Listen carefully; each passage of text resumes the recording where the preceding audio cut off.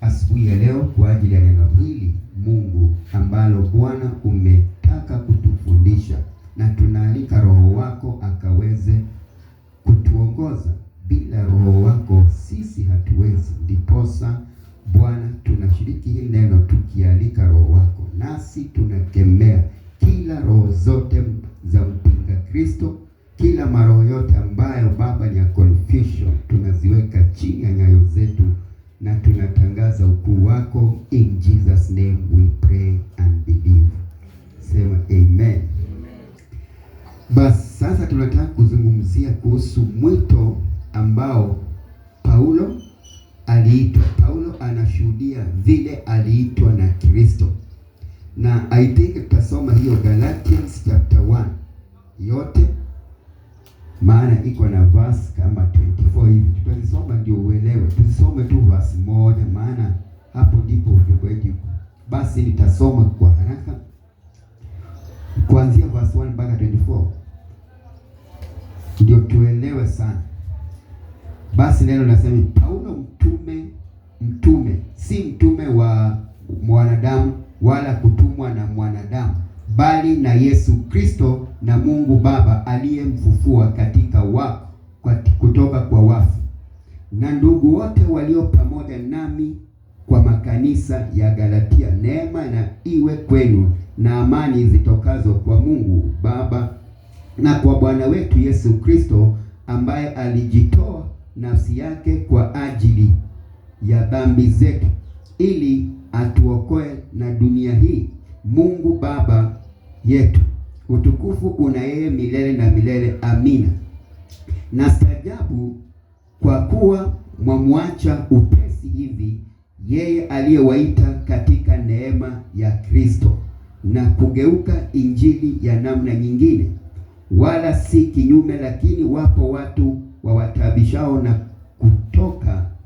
na kutaka kuigeuza injili ya Kristo. Lakini ijapokuwa sisi au malaika wa mbinguni atawahubiri ninyi injili yoyote isipokuwa hiyo tuliyohubiri, na alaaniwe.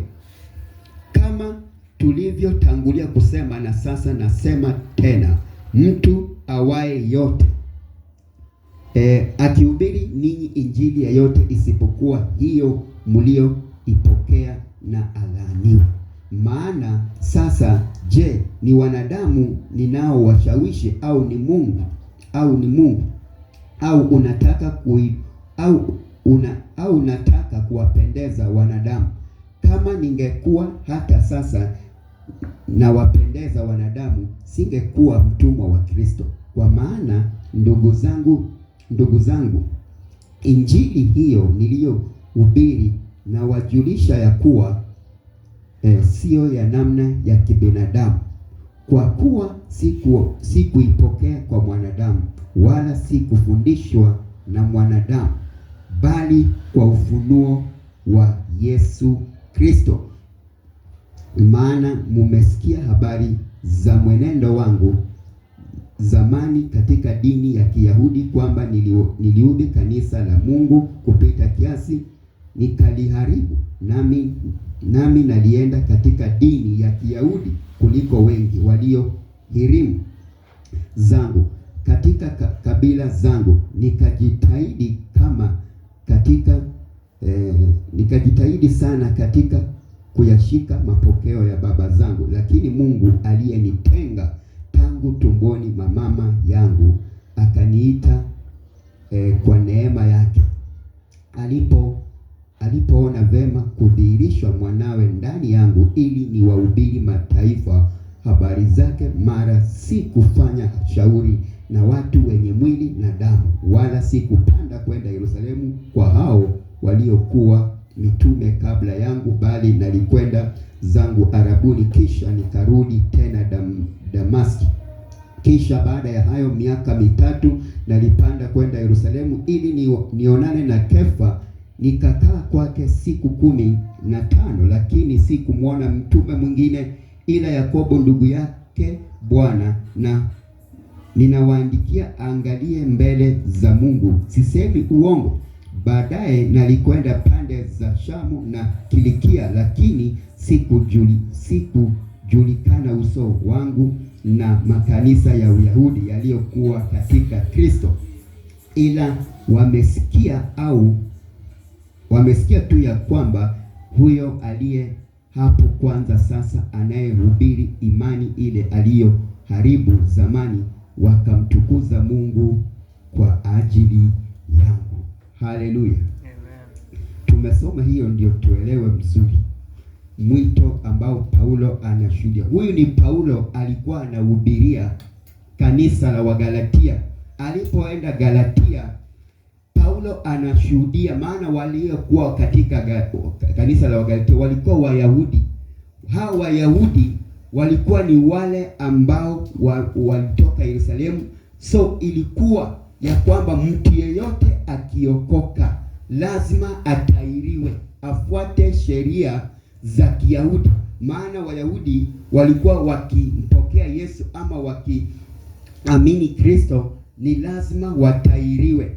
So Paulo hapa alikuwa ameenda kuwahubiria Wagalatia, lakini Wagalatia wanamwangalia hivi, hawaamini. Wanashinda, huyu si ni muuaji, huyu si ni yule alikuwa anatuhubi, huyu si ni yule alikuwa anapiga wa Kristo, sasa anahubiri nini? Huyu mtu si anatudanganya ndio tumkaribia tu. So Wayahudi hao ama wao, hiyo kanisa la Wagalatia walikuwa ndani ya mioyo zao hawamwamini. That's why anashuhudia Yesu Kristo aliyemtokea akienda Damaska kuangamiza watu wa Mungu. Anasema ya kwamba yeye hakuitwa na mwanadamu. Vile anasema pale ya kwamba Paulo si mtume wa mwanadamu wala kutumwa na mwanadamu, bali na Yesu Kristo na Mungu na Baba aliyemfufua kutoka kwa wafu. Kwa hivyo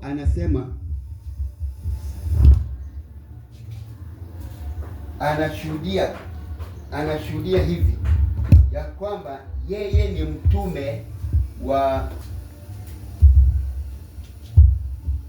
ni mtume wa Kristo, vile aliweza kutumwa na Kristo alipoangushwa mahali pale alipokuwa anaenda kuangamiza.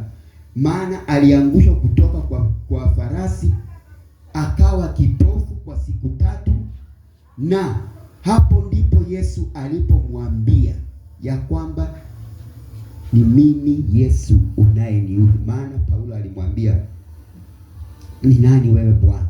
Yesu akamwambia, ni mimi Paulo unayeniudhi. Sasa Yesu akamwambia, sasa ukitaka kufunguliwa macho yako, enda kwa Anania, mtu mmoja nimemweka mahali pale ufunguliwe, alafu atakwambia unachofaa kufanya. So hapa Wagalatia hawakuwa wanamwamini. Walikuwa na yani wanamuogopa, ya kwamba huyu ni muuaji, huyu ni yule alikuwa anaua kanisa. Kama mimi siku moja nilienda Kangemi, nilikwambia kama ungekuwa Kangemi 206 204 203, uende tu Kangemi mahali pale Westland mahali pale na usimame. Kama Westland ingekuwa inaongea, ungeenda pale uulize na James 206 alikuwa aje? Westland ingekwambia huyu alikuwa jambasi, alikuwa anagonga watu huko mangumi na kuwanyang'anya waiti. Kila mtu alikuwa akikutana naye kwa barabara, ikiwa ni mchana, ikiwa ni usiku. Kama ungeenda Kangemi, usimame tu Kangemi hivi hapa flyover, uulize mtu James, Kangemi ingekwambia tu huyo mtu kama aliokoka, hata shetani anaweza okoka. Yaani Kangemi tu ingesimama. Lakini sasa nilienda huko, mimi nikaenda kuhubiri huko siku nyingine. Watu hawakuniamini. Watu walisema, sasa umechukua njia nyingine, umeamua kuchukua njia nyingine yaani usiku unanyonga watu, alafu mchana unawafunika na macho. Mimi nikaendelea kuhubiri huko, nilihubiri mpaka watu wale walikuwa wananijua. Wakaanza kusema, nenyewe tumeona mabadilika. Nikawaambia mimi nilibadilishwa na Yesu. ninahubiri kwa soko, alafu mwisho mimi naenda nakuta on one. Naambia praise God. Mtu ananiangalia, umekuja kiaje? Mimi sina kitu. Mimi sijakuja. Mimi nimekwambia tu praise God. Nilibadilishwa my brother. Kwanza kunifikiria hivyo. Mimi si yule James wa kupiga watu ngeta. Mimi si yule James wa kiburi.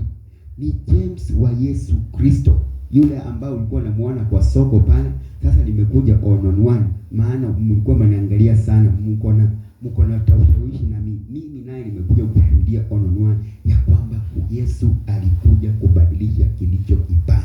Yesu alikuja kwa wale wabaya. So hivi ndio Paulo alikuwa. Wagalatia hawakuwa wanamwamini, and that's why anawashuhudia katika verse 11 ya kwamba in this verse Paul tells Galatians he is a true apostle. He received direct revelation from Jesus Christ appeared to him. Anawaambia ya kwamba hii ufunuo anayopokea ni ufunuo wa kutoka kwa Yesu Kristo. Ni ufunuo ambao ni wa Yesu Kristo. Paulo anawaambia kanisa la Wagalatia, hii ufunuo si ya mwanadamu.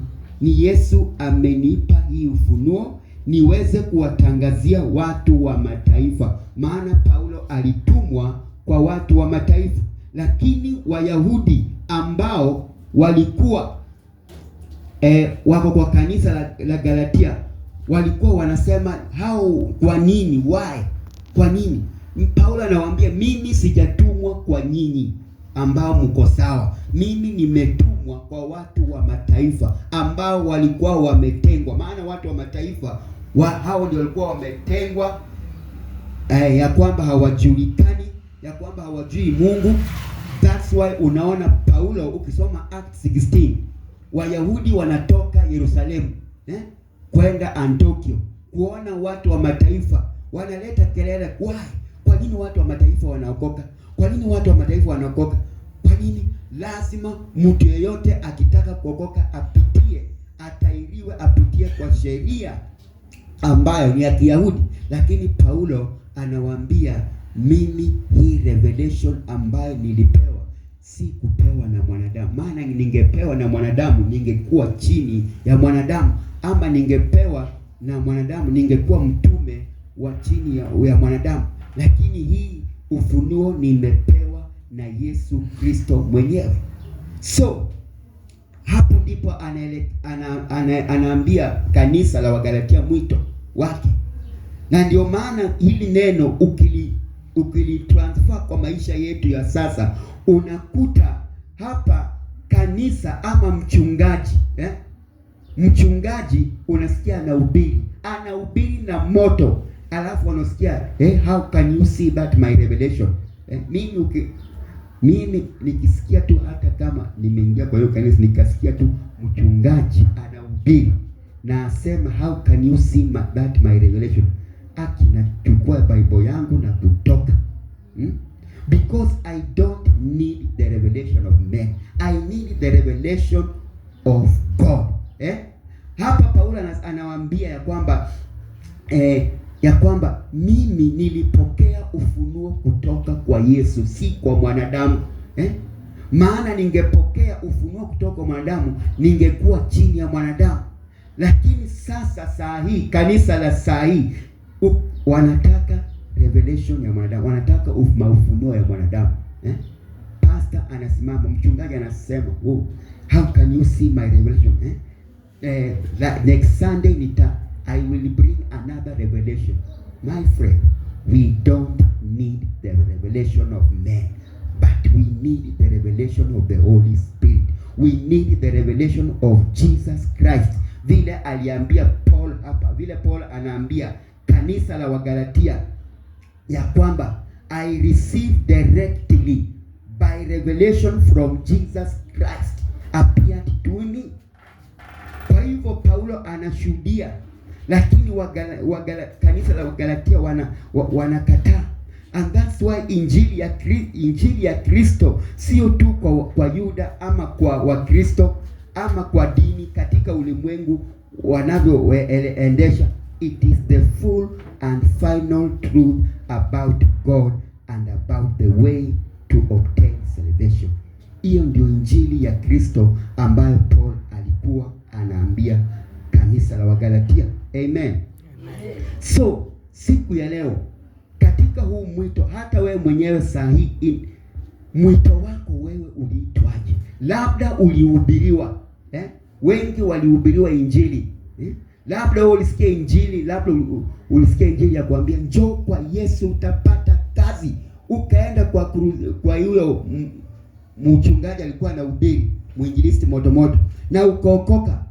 Huyu umesikia injili ya kwamba njoo kwa Yesu utapata kazi, na huku kuwa na kazi, na ukaenda umesarenda mbele za Mungu ukaokoka. Hiyo injili basi hata Yesu akirudi saa hii uwezi enda mbinguni, kwa sababu wewe uliokoka kwa sababu ya injili ya kusikia kazi. Uliokoka kwa injili, ukasikia mwinjilisti moto. Njoo kwa Yesu, next year utaolewa. Juu umekaa sana hujaolewa. Na hivyo ndio labda wasichana wao wanakam, njoo kwa Yesu utaolewa next year it is your year to be married. Alafu unaokoka, unakaa kwa Mungu, tunakuona tu kwa kanisa raba una idea. Your foundation sio ya Yesu Kristo, your foundation ni ya marriage. Kwa hivyo hata ukikufa saa hiyo na ukandri baba kwa kanisa, you will go to hell because your foundation is marriage. Paulo anasema in 1 Corinthians chapter 11, let the foundation be in Christ alone. Wacha foundation yako iwe kwa Kristo. Wacha tusome hiyo that 1 Corinthians nimekuote 3 verse 11.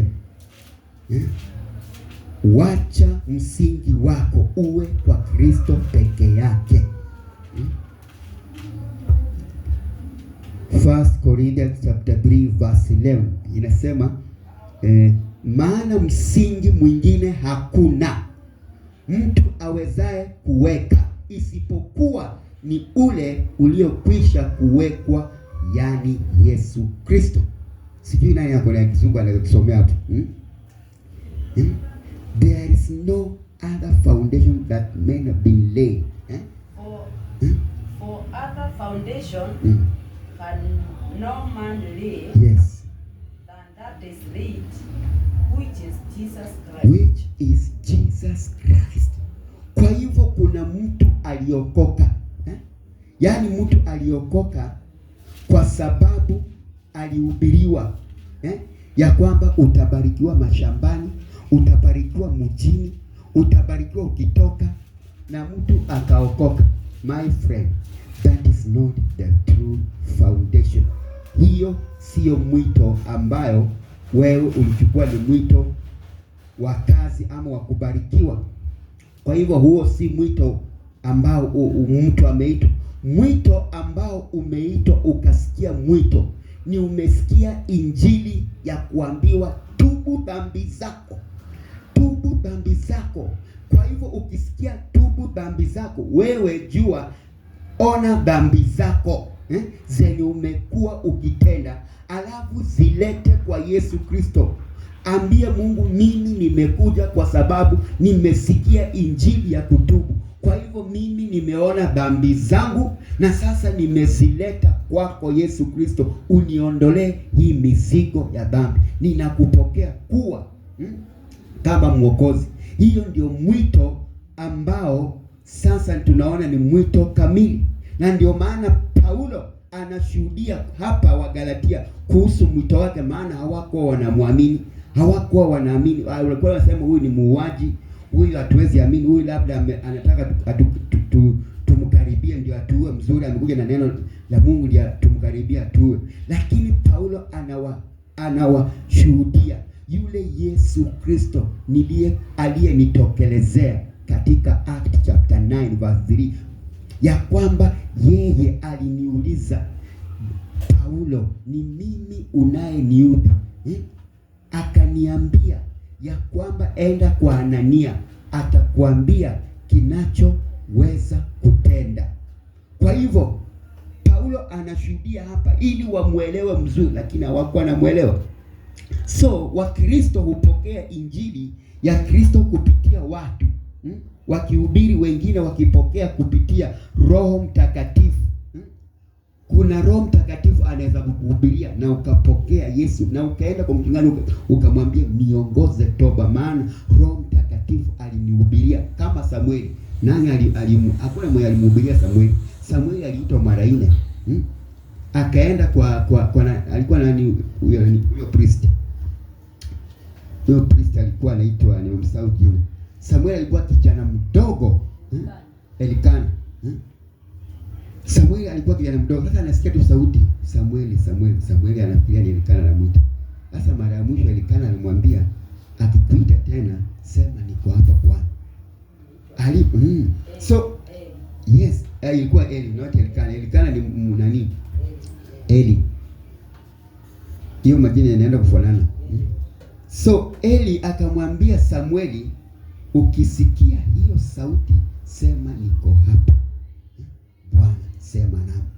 Kwa hivyo hiyo ni sauti Mungu direct. Mungu alimuita Samueli. So kuna watu kama hao wanahubiriwa na Roho Mtakatifu, and then wakihubiriwa na Roho Mtakatifu wanafaa kwa pasa aseme mimi I surrender all to Jesus, kwa sababu jana nilipokuwa nimelala niliongeleshwa na Roho Mtakatifu. Labda nilisoma neno akaniongelesha. Sasa nimeleta dhambi zangu, niliona dhambi zangu na nataka uniongoze kwa wokovu. That is the true call ambayo Paulo anaambia Wagalatia. Kwa hivyo kuna watu wanaweza hubiriwa, wanasikia injili mahubiri, na kuna watu wanaweza hubiriwa na Roho Mtakatifu. Paulo alipokea injili kabla ya Agano Jipya haijaandikwa. Kabla ya Agano Jipya haijaandikwa, Paulo akapokea mwito wake. And then anawaambia hapa that Paulo anasema hivyo, I had received the gospel from some other men. He would have in a way been lower than that man. He would have been student apostle or under apostle, but he is fully with other apostle like Peter, John, James. Kwa hivyo anawaambia ya kwamba yeye amepokea wito kutoka kwa Yesu Kristo, yule ambaye aliita Petro, yule ambaye aliita wakina John, huyo ndiye amenitokea. Kwa hivyo mimi, yeye Paulo na Petro na wakina nani ako the same. Yeye hakuhubiriwa na mtu, yeye hakuhubiriwa na wakina Petro, yeye hakuhubiriwa na anybody, lakini Yesu mwenyewe alimhubiria. Na ndio maana akauliza, ni nani wewe Bwana? Bwana akasema, ni mimi Bwana unayeniudhi. Paulo anashuhudia mpaka vile alikuwa kipofu kwa siku 3. Hajakula chochote, akaambia wewe enda kule Yerusalemu kwa hekalu, nimemtayarisha mtu ambaye anaitwa Anania, atakufungua na atakwambia unachofaa kufanya. So hapa hawa Wayahudi wanampinga, hawamwamini, and that's why siku ya leo katika wokovu ama katika kanisa la siku ya leo, kuna kanisa unaweza enda uhubiri. Kama mimi nikitoa ushuhuda kukule Kangemi, watu kwanza waliniangalia hivi, huyu ni yule. Ilibidi nihubiri hiyo Kangemi kwa kila kona, mpaka mahali nilinyongana, mpaka mahali marafiki wangu wako, hadi wote Kangemi yote ijue mimi nimeokoka. Niliani hakuna mahali nilibakisha. Saa hii ukienda hawawezi kukwambia ati James aliyekuwa anapiga, wanakuambia wewe ni pastor. Pastor aliokoka, anamfuata Mungu. Saa hii si mtu wa kupiga watu ngeta. So hivyo ndio Paulo alikuwa, and that's why mwito huu wa Paulo unatufundisha ya kwamba inaweza wewe mwito wako ambao uliitwa ni injili gani ulisikia? Ni injili gani ama ni neno gani ambalo uliweza kusikia? Labda ulisikia njoo kwa Yesu utabarikiwa mashambani, utabarikiwa mjini na ukaokoka. Njoo kwa Yesu utaolewa, njoo kwa Yesu utapata prado. Basi hiyo si mwito wa Kristo, huyo si mwito wa wokovu, hiyo sio mwito wa msingi ambao ni Kristo. Huo ni mwito wa kutaka vitu za hapa duniani, na watu wako kama hao na wako kanisani hawajui misingi yao. Misingi yao ni ya prado, misingi yao ni ya kuolewa. Yaani msichana amekaa kwa hiyo na hajaolewa, sasa hii anaenda 49 years. Yeye alisikia injili, njoo kwa Yesu utapata mume. Mume wako ako ng'ambo, mume wako na amengoja huyo mume, amengoja bwana amtendee, lakini the foundation ambayo alilei Mungu anamuoneanga huko, see the true foundation. The true foundation Paul anatuambia in 1 Corinthians chapter 3, wacheni msingi uwe ni Kristo. Kwa hivyo unapookoka ama unapoitwa na Mungu, inafaa uangalie dhambi kwanza, vile dhambi zako zinanuka.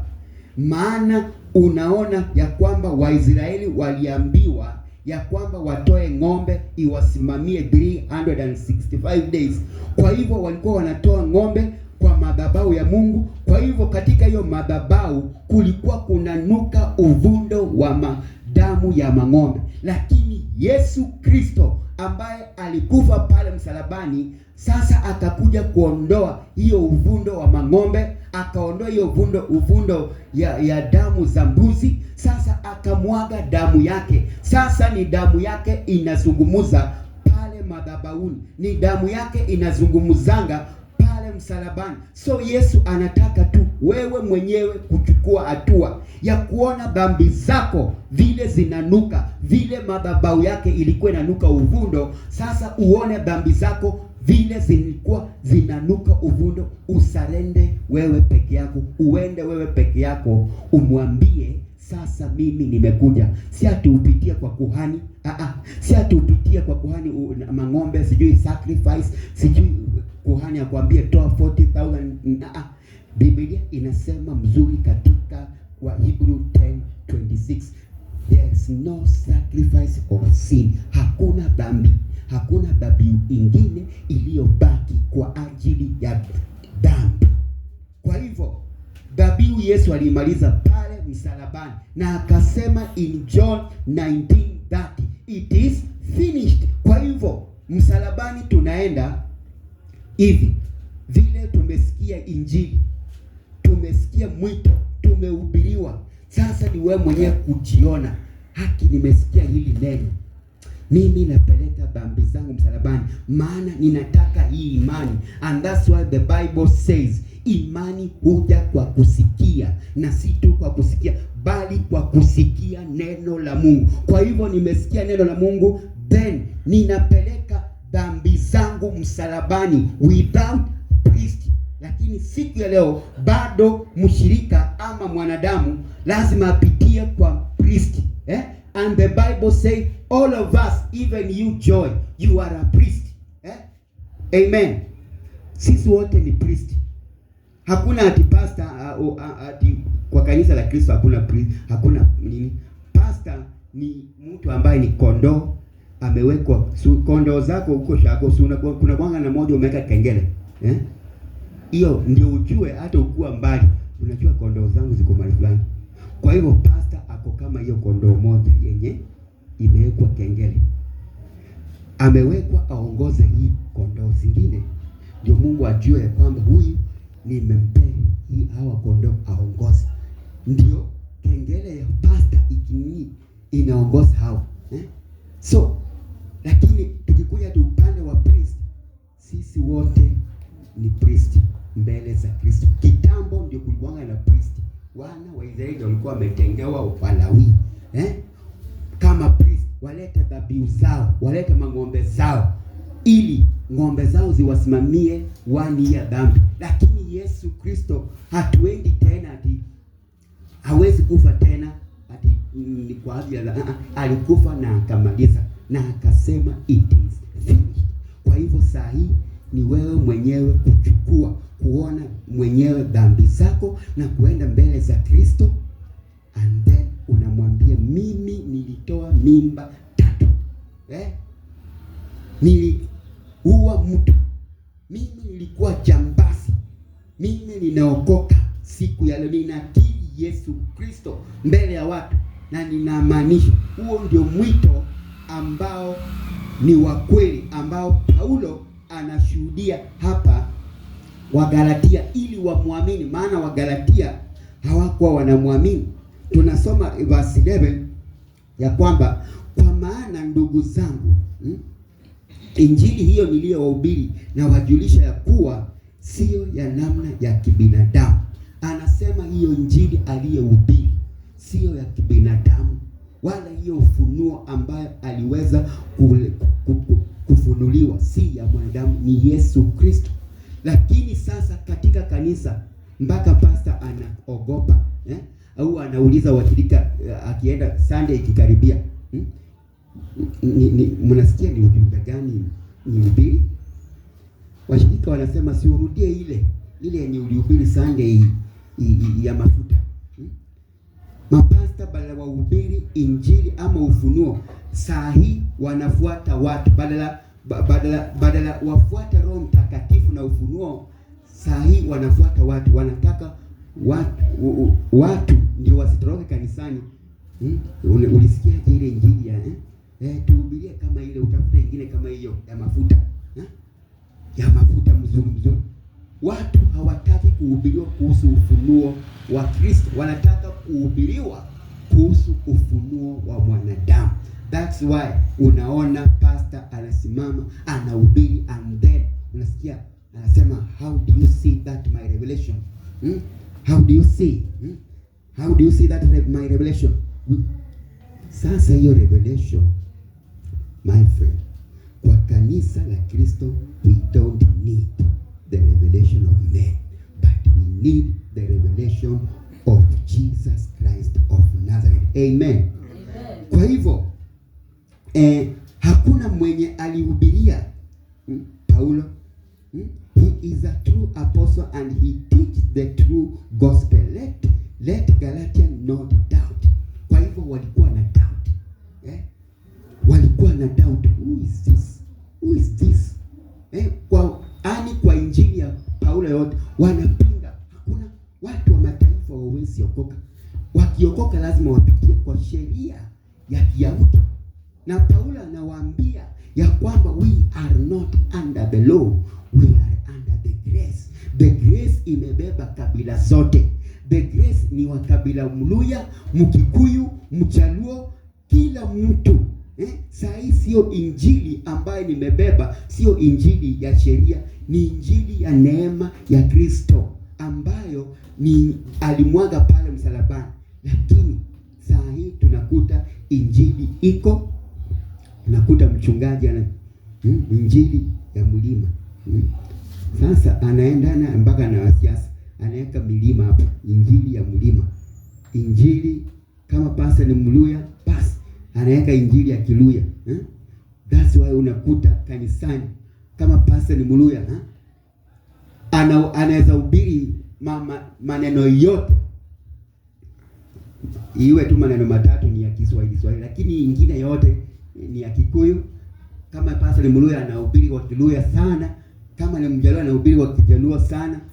Sasa yule Mkikuyu atasikiaje? Yule Mluya atasikiaje? Na si wa Kikuyu wote wamekuja kanisani, si Wajaluo wote wamekuja wa kanisani. So unakuta kuna dini kama hizo. Hiyo Paulo anawaambia mimi si kukuja. Mimi injili yangu ni kwa kila mataifa, kwa watu wa mataifa. Sio injili kwa wale ambao wametahiriwa. Nyinyi ambao mmetahiriwa, mwenye alipewa hiyo injili ni nani? Petro. Kwa hivyo mimi nimepewa injili ya watu wa mataifa. Kwa nini mnasimama na kunipinga? Ama kwa nini mko na doubt? So Paulo anaendelea kuambia, in the world today there are many doubters and agnostics. They say how can a man know the truth? He can't. They also say all religion are good and beneficial, and all leads men to heaven. No. But such people think wrongly. The gospel of Christ is the one and only true gospel. Jesus said in John 14 verse 6, I am the way, the truth, and the life. No one's come to the Father except through me. Yesu alisema mimi ndio njia na kweli. Yeye ndio njia na kweli. Njia ambayo wewe mwenyewe ulikuwa katika njia ya kidini. Vile nimeshuhudia, mimi nilizaliwa kwa dini ya Kiluya, lakini zaidi ya yote nimekombolewa kwa dini ya Kiluya. Nikapokea mwito wa Yesu Kristo, maana mimi si kusulutishwa. Nilisikia, nilihubiriwa. Ndio, mimi nilihubiriwa, lakini nikaweza kuangalia dhambi zangu, and then mimi ndio niokoke. Hiyo siku nilikunywa pombe zote dunia nzima, maana nilikuwa mbado mlevi, na nikaambia marafiki wangu, tomorrow, kesho, tomorrow mimi hii mamratina changa. Yaani nilikunywa hiyo siku pombe yote, na nilitembea na marafiki. Nikamwambia hii taska na kunywa hii tomorrow. Leo ndio last. Hata hiyo siku ningekufa, lakini vile nilikuwa moyo wangu, Mungu aliona moyo wangu vile uko, vile ninafanya uamuzi. By the way, nilikunywa mpaka nikalala kwa barabara. Niliamuka kesho yake nilikuwa kwa lami. Mvua ilinyesha kwa barabara. Watu walikuwa wanafikiria mimi nimekufa. Lakini niliamuka hiyo asubuhi. Akili ikinigonga, kwanza hiyo akili iliniambia tu, kumbuka jana vile ulikuwa unaambia marafiki, leo unaacha. Na hivyo ndio niliamuka. Sasa marafiki wananiambia kuja utoe loko. Niwaambia mimi siwezi toa loko. Jana vile nililewa hivyo kwisha. Na hivyo ndio nilifanya kauli ya kuachana na pombe. Na nikaachana na pombe na nikaokoka. Ni kwa sababu, kwa nini? Nilikuwa nimefanya uamuzi kutoka ndani. Nikasema mimi sasa imefika mahali pa kukiri dhambi zangu na kupeleka dhambi zangu msalabani. The gospel of Christ is the one and only the true gospel. Tukisoma verse 14 hapo, Paulo anatoa ushuhuda vile alikuwa ananyanyasa kanisa katika kanisa la Mungu. Verse 14 hapo, neno Paulo anasema, nami nalienda katika dini ya Kiyahudi kuliko wengi walio hiramu zangu katika kabila yangu. Nikajitahidi sana katika kuyashika mapokeo ya baba zangu, lakini Mungu aliyenitenga tangu tumboni mwa mama yangu aliniita kwa neema yake. Paulo alikuwa ni mtu amesoma sheria. Paulo alikuwa ni mtu amesoma, si kama Peter ambaye hakuwahi kufika class 1 hata PP1. Paulo alikuwa amesoma hizo sheria zote, anajua. So alikuwa ameogopewa. Yeye angeenda hivi kwa wakuu aseme nataka munipatie barua ya kuangamiza, alikuwa anapatiwa kwa sababu alikuwa msomi. That's why alikuwa anaangamiza kanisa. So anashuhudia wa kanisa la Wagalatia, anasema ya kwamba mimi nilikuwa mtu wa Kiyahudi, Myahudi kamili. Lakini Mungu aliyenitenga tangu tumboni mwa mama yangu aliniita kwa neema yake. Kwa hivyo kuna watu bado hawajaitwa kwa neema. They are under the law. Bado wako chini ya sheria. Kuna kanisa bado linatenda kulingana na sheria. Kwa hivyo ni kumaanisha hawajaitwa kwa mwito huu ambao ni wa msalaba wa Kristo, ambayo Paulo anashuhudia hapa kanisa la Wagalatia.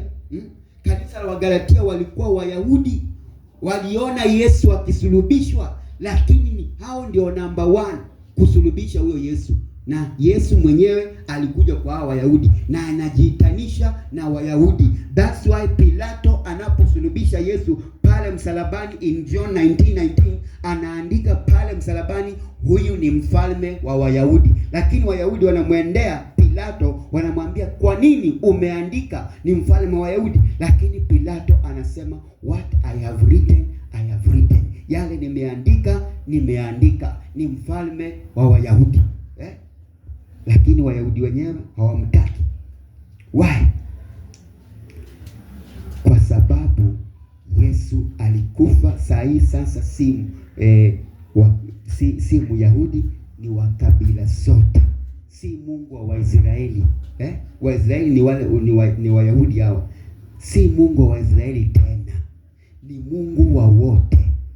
That's why anasema in Matthew chapter 5 verse 45 ya kwamba mvua yangu ikinyesha hainyeshi kwa mwenye haki, inaacha kwa mtu mwenye sio na haki. Hainyeshi kwa mtu mzuri, inaacha kwa mchawi.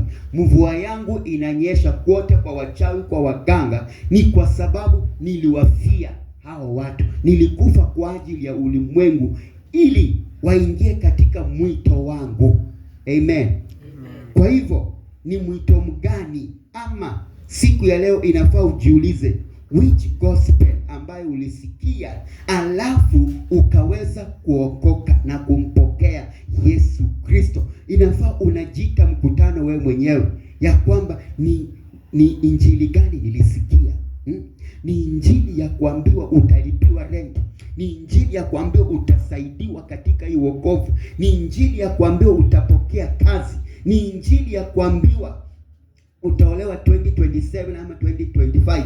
But that is not the foundation. The true foundation is Jesus Christ. You surrender your all sins to Jesus and then you confess it. Unapokiri unakuja mbele ya watu, sio kwa blanketi.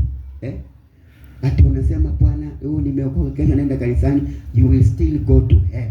Wale watu wameokoka kama hao. Ni kwa sababu Yesu anasema, yeyote atakayenikiri, katika Luka, yeyote atakayenikiri mbele ya watu, nami nitakapokuja na malaika watakatifu nitamkiri mbele ya Baba yangu. Kwa hivyo kuna watu wako na misingi waliokokea kwa blanketi. Baba, ninasema nisamee, kesho nitaanza kwenda kanisani. Basi jua ya kwamba hata kwa kitabu cha uzima haujaandikwa. Kwa kitabu cha uzima uko mbali sana. Wewe bado umeandikwa kwa vitabu vya dhambi, kwa sababu haukuenda mbele ya watu ukasema. Leo hii watu wakatazama James amaamua, yule alikuwa anagonga watu mangumi huko, ndio huyo anaamuka. Sasa watu waone hivyo. Ndio Yesu anasema, atakayenikiri mbele ya watu, nami nitakapokuja na malaika watakatifu nitamkiri mbele ya Baba yangu. Hiyo ndio mwito ambao ni mwito wa kweli. So Paulo alitoa ushuhuda vile alivyokuwa ananyasa kanisa la Mungu. Naye Wayahudi nao walikuwa wanaamini sheria zao. Jew believe that only through obeying Jewish law could man be saved. Hao walikuwa wanaamini hiyo, lazima kila mtu akuwe Mkamba, akuwe Mkikuyu, lazima atairiwe. Lakini Paulo anasema hiyo sio mwito wa kweli. Mwito wa kweli, Yesu alikufa na akaleta neema, na hii neema basi ndio nimeokolewa, maana alinijua tangu tumboni mama yangu. Hata wewe siku ya leo alikujua tangu tumboni mama yako. That's why ukaweza kumkiri na ukajua ya kwamba kuna the first Adam ambaye alileta dhambi duniani, na kuna the second Adam ambaye alitoka mbinguni ambaye ni Kristo. Basi mimi ninatoka kwa the first Adam, ninaenda kwa the second Adam, kwa sababu yeye ndio ako na uzima. The first one, yeye ni kifo. Yeye alileta mauti, lakini the second Adam analeta uzima. So ni mtu kufanya uamuzi mwenyewe katika wokovu, na hiyo ndio mwito ambao Paulo anashuhudia mahali hapa. Praise God. So nikimalizia verse 15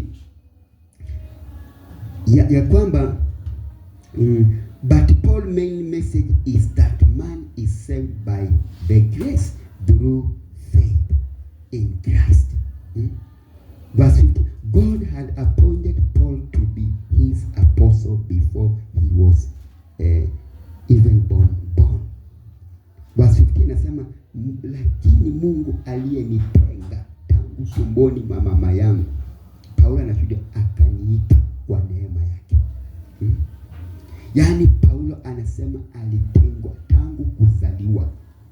Na sisi siku ya leo tangu kuzaliwa Mungu alijua, wacha James huyu damkamata, kuna mahali damkamata, wacha pige watu ngeta kidogo, lakini kuna watu nitakutana na James, nitamkamata siku moja na atakuja kubadilika. Maana Yesu anakutwa na makahaba, anasulutiwa na hao Wayahudi. Baada wa Mafarisayo wanamwambia, kwa nini unaketi na makahaba? Yesu anasema, si kukuja kwa hawa watu wazuri, nilikuja kwa ajili ya hawa. So Yesu alikuja kwa ajili ya James. Yesu alikuja kwa ajili yako, my sister, my brother. Yesu alikuja atuondoe katika dhambi ama katika sheria ambayo ni ya dhambi. Maana miili zetu zilikuwa na sheria ya dhambi ambayo labda ni ya ulevi, ya kupiga watu ngeta, sheria ambayo mwili ilikuwa inakupeleka kwa madawa ya kulevya, sheria ambayo ilikuwa inakueleza kwa dhambi. Amen.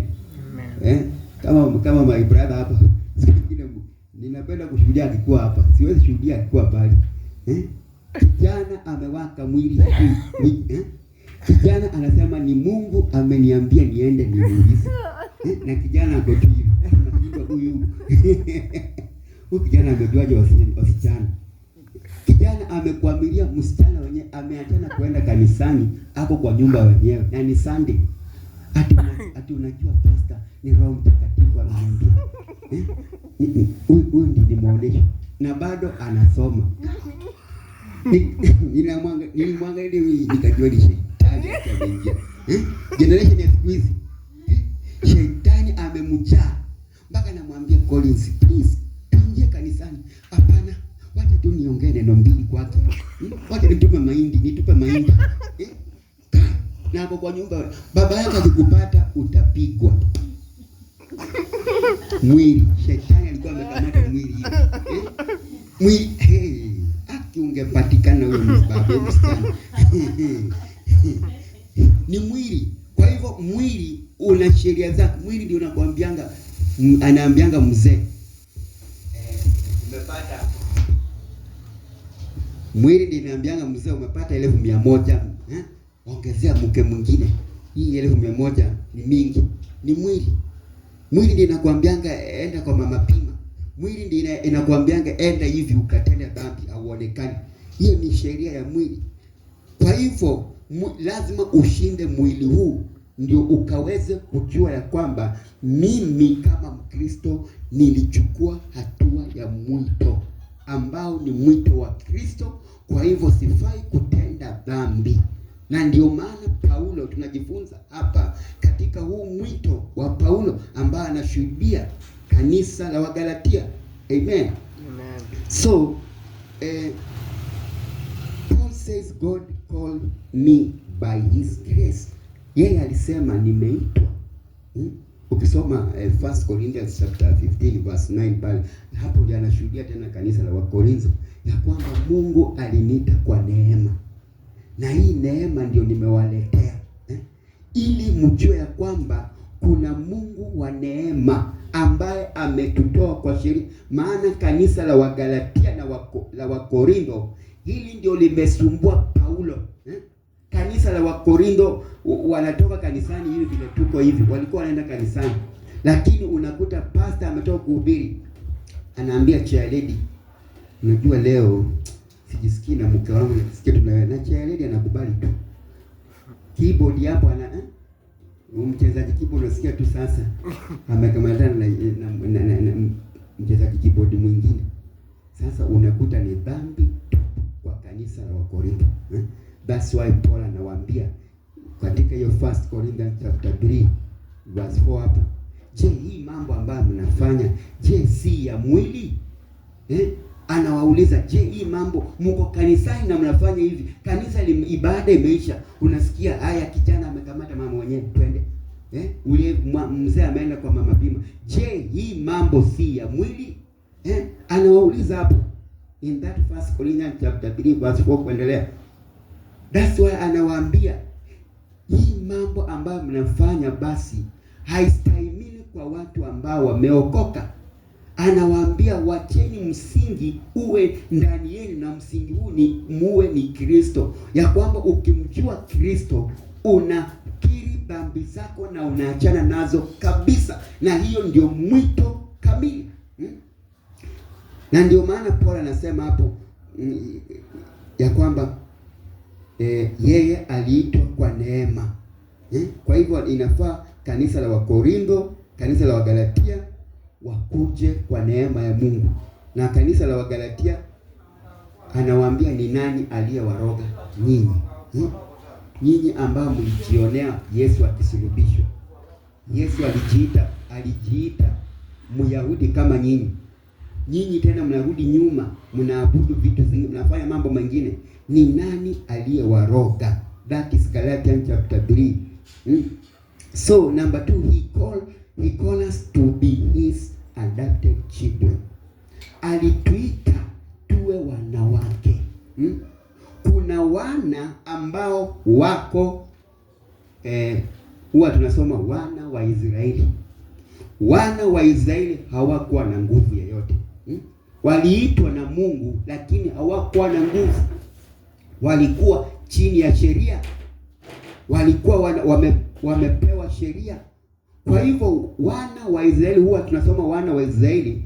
Sasa katika Agano la Kale na Agano Jipya kuna wana wa Mungu. Hata wana wa Israeli ni wana wa Mungu tu, lakini hawakuwa na power ya Yesu Kristo, hawakuwa na Roho Mtakatifu. Lakini ukisoma John chapter 1 in the New Testament, John chapter 1 verse 12, waliompokea Kristo, Yesu Kristo aliwapa nguvu ya kufanyika wana.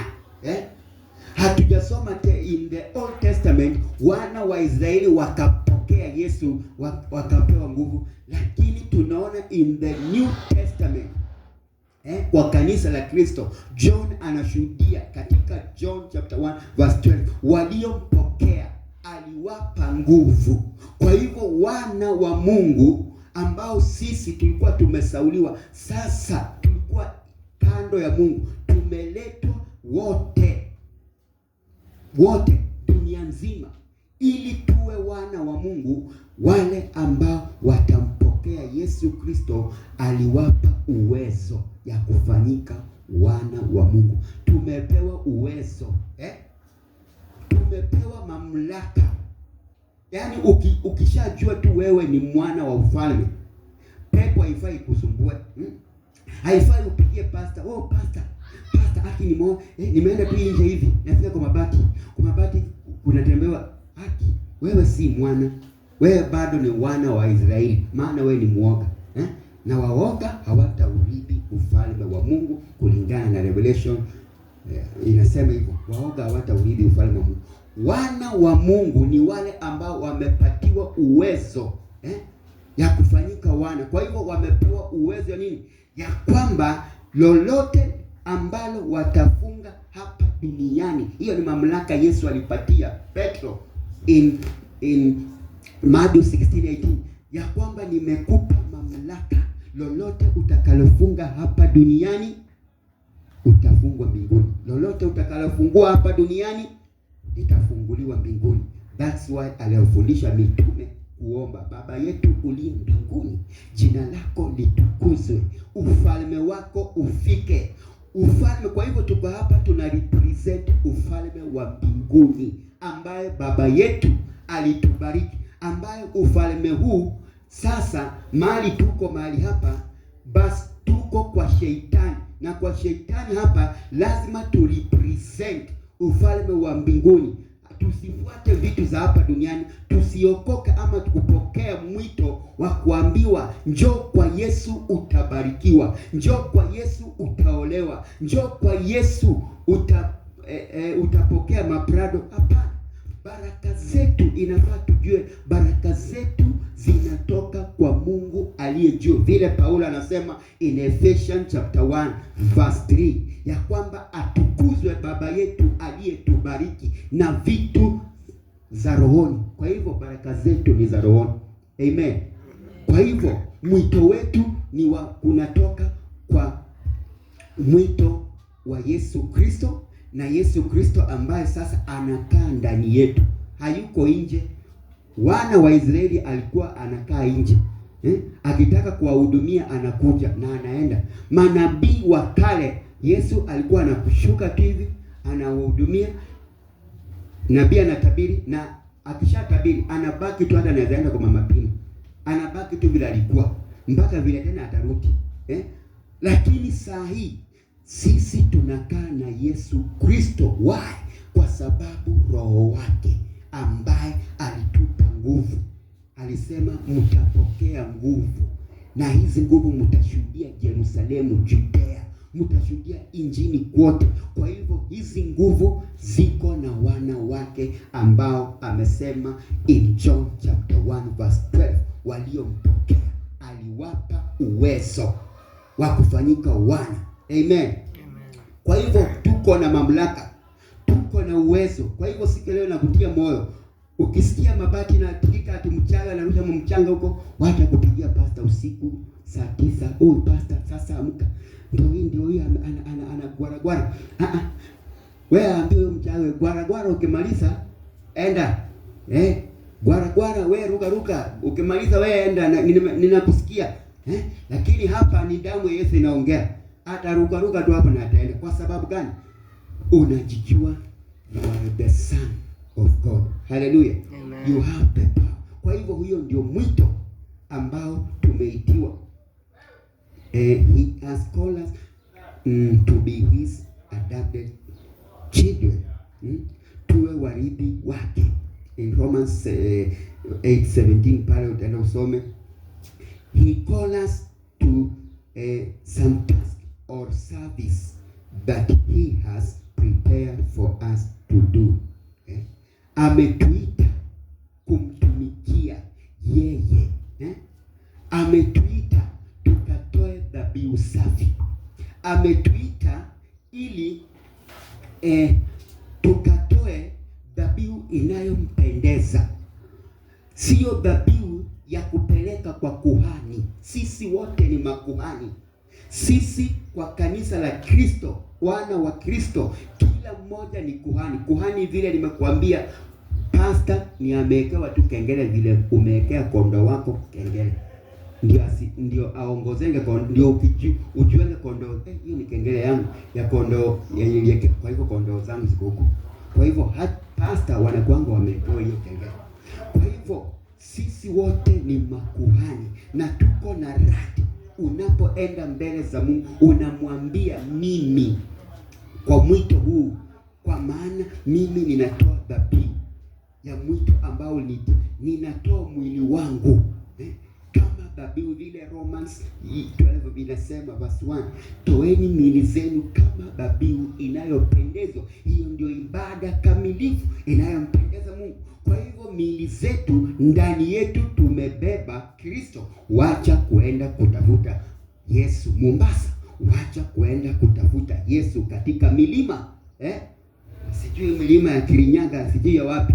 Yesu hayuko huko. Yesu ako ndani yetu. Once umepokea Yesu, anakupa nguvu, maana anaenda nasi katika Roho Mtakatifu, na huyo Roho Mtakatifu ndio yeye. Maana hakuna Mungu roho, hakuna ati Mungu ni Mungu na Roho na Yesu wote ni kitu moja. Na kama huyo Roho ametupa, anakaa ndani yetu, ndio Mungu. Huyo roho the same ndio Yesu. Kwa hivyo tumebeba Mungu wa kweli ndani yetu. Amen. Kwa hivyo pepo haiwezi kuwa ndani yetu na Mungu akwe ndani yetu. Pepo anaiambia tu hivi, hivi. Wewe toka. Yaani una act kama mwana ambaye ako na authority, ambaye aliachiwa na authority. Unaambia Baba, uliniita nami nikaitika. Sasa mimi niko hapa duniani. Na hii dunia ninajua mstaki wangu ambaye ni Shetani, ulimtupa hapa ili apotoshe watu wasahau njia zako. Lakini mimi juu niko hapa, basi sitaweza kupotea kwa sababu ya uongo wake, sitaweza kupotea kwa sababu ya kazi zake, bali ninasimama hapa na kumpinga, maana tumepewa authority in James, Yakobo 4 chapter 4 verse 7-8, ya kwamba mpingeni ibilisi naye atatoroka. Kwa hivyo tumepewa authority ya kumpinga, sio kumshika na kumbind. Wakristo wengi wanamshikanga Shetani, wanambind, wanamkili. I kill you. Ninakunyonga, ninakurusha, ninakuweka shimo ya mwisho, nachimba shimo in Jesus name. Na hapana, haujapewa hiyo mamlaka. Hiyo mamlaka ya kumfunga ni ya Yesu mwenyewe. Sisi tumepewa mamlaka ya kumcast out, ya kumkemea, ya kumpinga kazi zake hapa duniani. Lakini hiyo ya kusema unaomba, Mkristo anaomba, nimemfungia, ninafungua hiyo shimo ya kuzimu, anafungua, anaweka Shetani huko. Revelation, ukisoma Revelation 20, hiyo shimo ambayo Wakristo wanasemanga wamechimbia, hiyo shimo haijaifunguliwa na mwanadamu. Hiyo shimo ambayo wanaekanga Shetani, ni Shetani aliweza kufungiwa huko na Yesu mwenyewe. Shetani alifungiwa huko na Yesu mwenyewe kwa hiyo shimo. Na hiyo yeye mwenyewe ndiye atakuja kumfungulia. Yeye mwenyewe ndiye atakuja kumfungulia hiyo shimo, yeye mwenyewe, lakini si mwanadamu. Ukisoma hiyo Revelation 20 inasema hivyo. Kwa hivyo hiyo shimo ni Yesu mwenyewe atakuja kumfungulia, na ameshafungwa kitambo na kuko kwa shimo. Kwa hivyo sisi huku duniani, we don't deal with Satan, we deal with his demons, marine spirits. Hizo ndo tunadili nazo, maana yeye alifungiwa kwa hiyo shimo. Yeye anatumanga tu mapepo zake, tunadili nazo. Kwa hivyo na sisi tumepewa uwezo ya kumpinga, ya kukasa out mademon zake. Lakini kumfunga, Yesu mwenyewe ameshamfunga na kuko kwa shimo, ukisoma Revelation 20. Amen. Kwa hivyo inafaa understand mwito mgani ulioitwa. Hapa tumesoma, tumejifunza vile Paulo anashuhudia ya kwamba niliitwa kwa mwito wa neema, si mwito wa sheria. Maana hawa wa Galatia walikuwa chini ya sheria, walikuwa wanampinga, walikuwa na doubt. Lakini sasa siku ya leo Paulo anasema ya kwamba msini doubt, maana nilikuwa naliudi kanisa, lakini sasa ninamhubiri na amenituma kwa watu wa mataifa. Anaji-identify, anasema mimi nimetumwa kwa watu wa mataifa, lakini Petro ametumwa kwa wale ambao wametahiriwa. Kwa hivyo munikubalishie niende, hata wakiweza kuokoka basi haifai watahiriwe. Maana neema sio kwa wale ambao wametahiriwa. Neema ni kwa kila mmoja, kwa wachawi, kwa waganga, kwa walevi, kwa makahaba. Once mlevi ameamua ya kwamba today mimi sitakunywa, once mchawi ameamua kuokoka, kama Simeoni mchawi aliamua na akaweza kuokoka vile Paulo alikuwa anahubiri na akakuwa mtumishi wa Mungu. Simeoni alikuwa mchawi. Kwa hivyo neema ni ya kila mtu ambaye ameamua kumpokea Yesu Kristo na kupokea huu mwito ambao sasa tumeambiwa katika John chapter 1 verse 12, waliompokea aliwapa uwezo ya kufanyika wana wa Mungu. Kwa hivyo tuko na uwezo. Kwa hivyo naomba siku ya leo tukaweze kusimama, tumemaliza.